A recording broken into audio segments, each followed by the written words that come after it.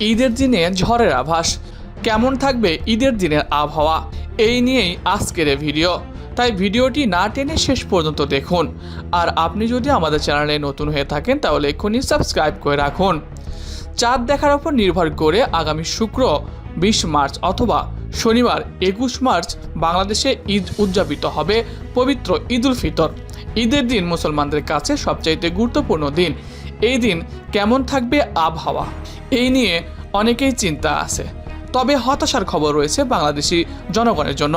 এই দিন আবহাওয়া অফিস জানাচ্ছে যে দিনগুলিতে দেশের বিভিন্ন অংশ হালকা থেকে মাঝারি ধরনের বৃষ্টিপাতের সম্ভাবনা রয়েছে। কোথাও কোথাও শিলাবৃষ্টি পর্যন্ত হতে পারে।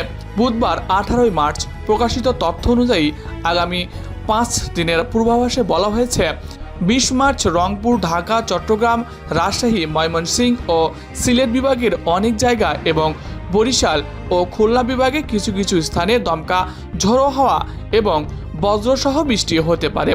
একই সঙ্গে কয়েকটি অঞ্চলে শিলাবৃষ্টি হওয়ার সম্ভাবনা রয়েছে। সারা দেশে দিনের তাপমাত্রা সামান্য কমতে পারে। পরের দিন অর্থাৎ 21 মার্চে দেশের সব বিভাগে ঢাকা, রংপুর, রাজশাহী, ময়মনসিংহ, খুলনা, বরিশাল, চট্টগ্রাম ও সিলেট কিছু কিছু স্থানে অস্থায়ীভাবে দমকা বা ঝড়ো হাওয়া এবং বজ্রসহ বৃষ্টি হতে পারে। শিলাবৃষ্টির সম্ভাবনাও রয়েছে এই দিন। আবহাওয়া অফিসের পূর্বাভাস অনুযায়ী দিনের তাপমাত্রা সামান্য কমবে, রাতের তাপমাত্রা মূলত অপরিবর্তিত থাকবে।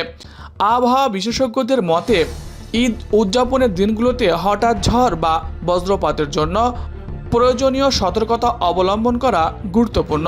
বৃষ্টিপাতের কারণে বিদ্যুৎ এবং যাতায়াতের ক্ষেত্রে কিছু বিঘ্ন ঘটতে পারে, তাই পরিকল্পনা করার সময় এই বিষয়গুলোই মাথায় রাখতে হবে। প্রিয় দর্শক, ঈদের দিনে ঝড়ের আভাস, এটা দেখে আপনার কেমন লাগলো কমেন্টে জানান আপনার মন্তব্য। এছাড়া নিয়মিত দেশের খবর পেতে হলে আমাদের চ্যানেলটি সাবস্ক্রাইব করতে ভুলবেন না। ধন্যবাদ।